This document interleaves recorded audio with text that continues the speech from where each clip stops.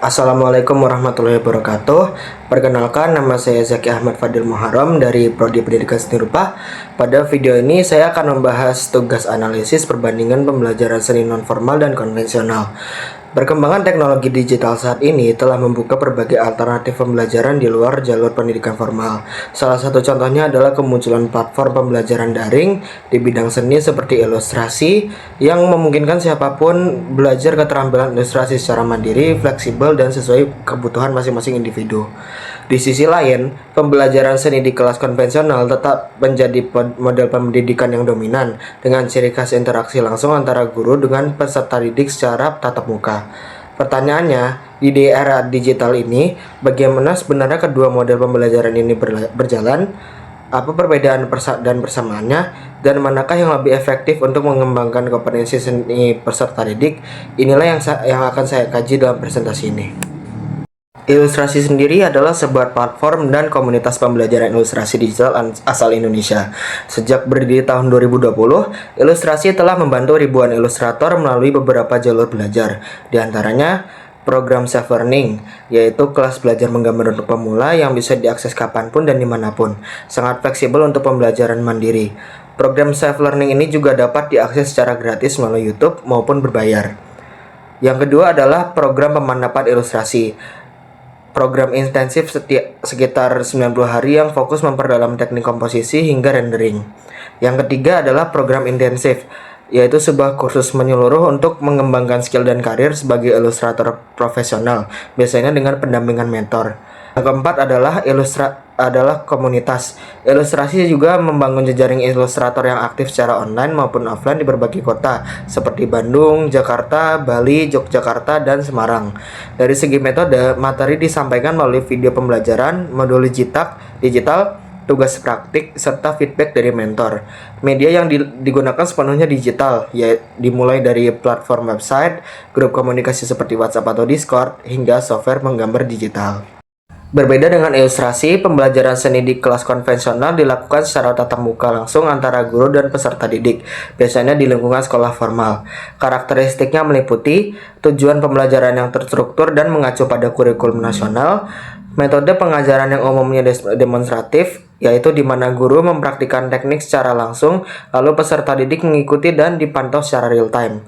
Media pembelajaran yang dipakai biasanya berupa alat gambar atau alat lukis fisik, papan tulis, contoh karya cetak, dan terkadang proyektor. Biasanya pola interaksinya dua arah secara langsung, di mana peserta didik bisa langsung bertanya dan mendapat koreksi instan dari guru. Selanjutnya, evaluasi dilakukan melalui penilaian tugas, ujian praktik, dan portofolio sesuai jadwal akademik.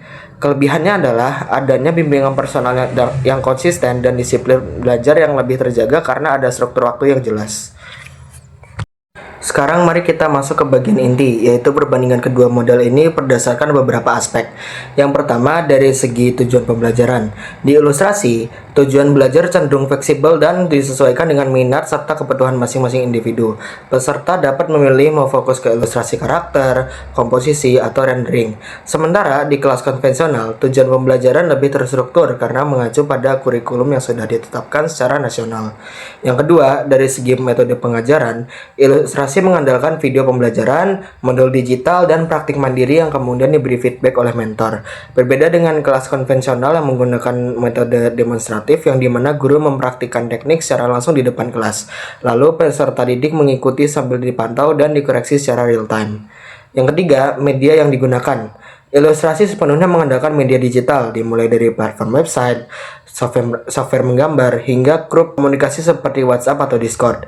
Sebaliknya, kelas konvensional masih banyak menggunakan alat gambar atau lukis fisik, papan tulis, dan contoh karya cetak. Meskipun media digital seperti proyektor juga sudah mulai digunakan.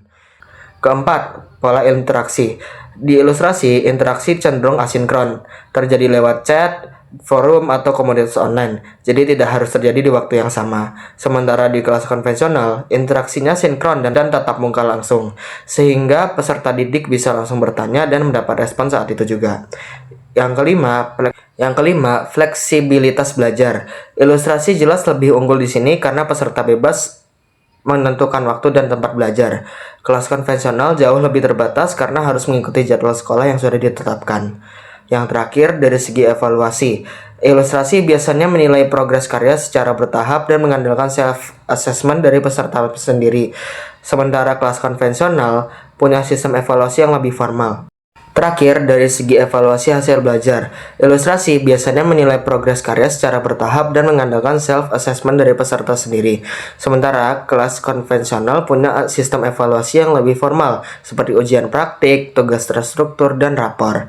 Dari keenam aspek ini, terlihat bahwa ilustrasi unggul dalam hal fleksibilitas dan personalisasi, sementara kelas konvensional unggul dalam hal struktur, disiplin, dan interaksi sosial langsung. Tapi persamaannya, keduanya tetap mengandalkan praktik berulang dan feedback sebagai kunci utama penguasaan skill seni.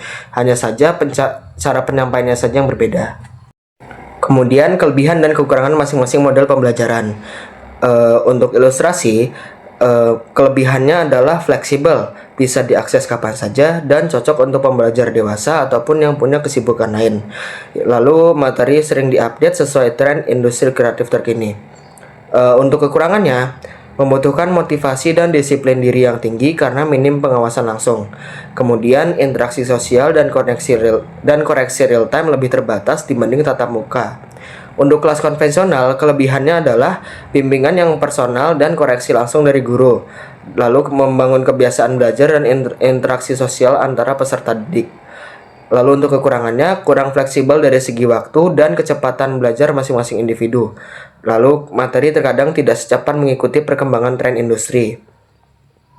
Sebagai kesimpulan, baik pembelajaran non-formal melalui platform seperti ilustrasi maupun pembelajaran konvensional di kelas memiliki kekuatan masing-masing yang saling melengkapi, bukan saling menggantikan. Di era digital ini, model yang paling ideal justru adalah pendekatan hybrid, yaitu memanfaatkan fleksibilitas dan sumber daya digital dari platform non-formal, namun tetap mempertahankan struktur, bimbingan personal, dan interaksi sosial dari pembelajaran konvensional.